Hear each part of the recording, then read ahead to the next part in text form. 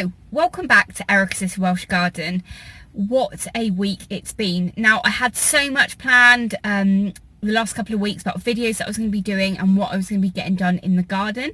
But all of that has seemed to have gone out the window because I have both children at home, and one of them is 8 and one of them is 2, and they have completely different needs, and it's been a little bit hectic. But we're getting through it, so it's okay. But I just wanted to come along today and just say hi and let you know what I've been up to. Really lucky. My partner, my husband, he works from home, so he's been able to kind of give me about an hour to an hour and a half at lunchtime where I'm able to get some gardening done. So while I'm still able to get to the allotment, I've been popping along to my allotment every single day, even if it's just have a walk round and see what other people have been up to, really, because it's really nice to just be able to, you know, have that hour away from the home.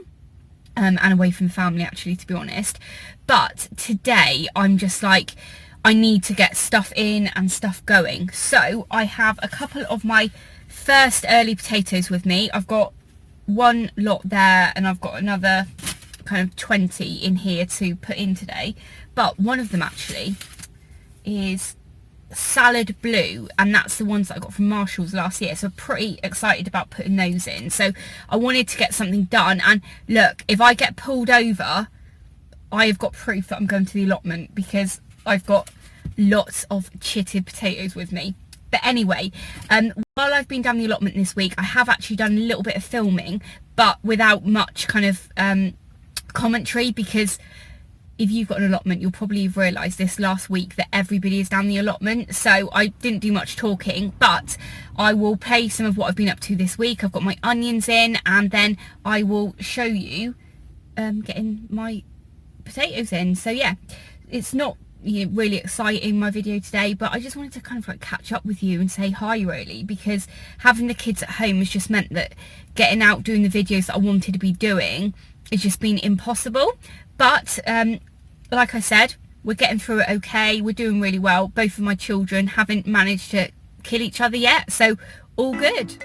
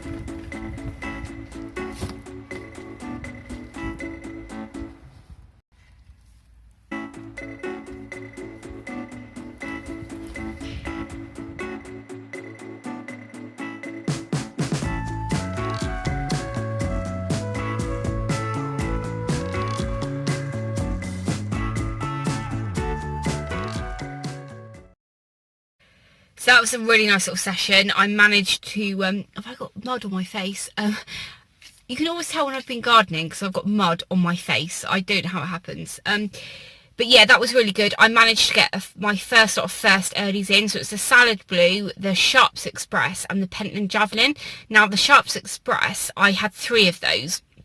So I put them in that, broken pot, which is absolutely amazing. I did a video last year actually where I put some potatoes in the pot and left it and totally forgot about it. It got overgrown and everything, but I still managed to get a little crop out of it, so that was great. Now I only had 3 of those Sharps Express and 5 of the Pentland Javelin because my friend went and bought a load of potatoes at the same time as me back in January, and we were like, well, how about we swap some? So we sent each other a parcel of a couple of each of our potatoes, so that's why I've only got a really small number of those. But yeah, hopefully they'll do quite well in the pot and in the ground this year, so I can save some seed, because some of my second earlies that I did last year, Wilshire, they did so well in my raised beds at home, so I've saved some of those back from last year, but I've also got some new seed, so it'd be really interesting to see how the seed from last year does compared to the new seed that I've bought in this year. But anyway, I've got to go now because Lloyd is probably getting really angry now because I'm a little bit late back, so he's got work to do, and since everything has been going, you know, this virus is around, he's been extremely busy with work. So I'm gonna get home and I will catch up with you in a bit. Hello, I'm back. So it's Saturday the 28th of March today, and I've just come down the allotment again. The weather's totally changed though. It's quite cold and really windy, but I've got some potatoes that I want to get in, and I thought, you know, just get them in now. I never really know, you know, when is the right time to put them in. I think our last frost date here is the end of April, but I use grass clippings over the top, and I'm hoping that that's going to help protect any new shoots from getting frosted basically. So today I'm going to be putting my main crop potatoes in. I've got 2 main crop potatoes that I'm growing this year. Actually, I think I've got 3. The third one is Picasso. They're saved ones from last year that I grew in buckets that are absolutely tiny, so I'm probably not going to get much from those. But the ones I'm going to be planting today are Mayan Gold, which are here. I actually wrote MG on those ones, so I knew which ones they were because I was running out of boxes to put my potatoes in when they were chitting. So I've got some Mayan Gold here, and then I've got some Sarpamira. Never grown these before, but everyone talks about how amazing these are, so I thought I'd give them a go. And the Mayan Gold, they came with my pack of the Highland, the Salad Blue, the Highland Burgundy, and these. So fingers crossed they do well. Haven't got my tripod with me because I've left that at home, so I'm going to go and get these ones planted, and then I will show you where I put them, just so I've actually got a record of the date and where I've planted them, so I don't get confused. Really windy up there anyway, so you probably wouldn't be able to hear much. Let's get these planted. If I can get out. Ugh. I'm locked in the shed. Hang on. There we go.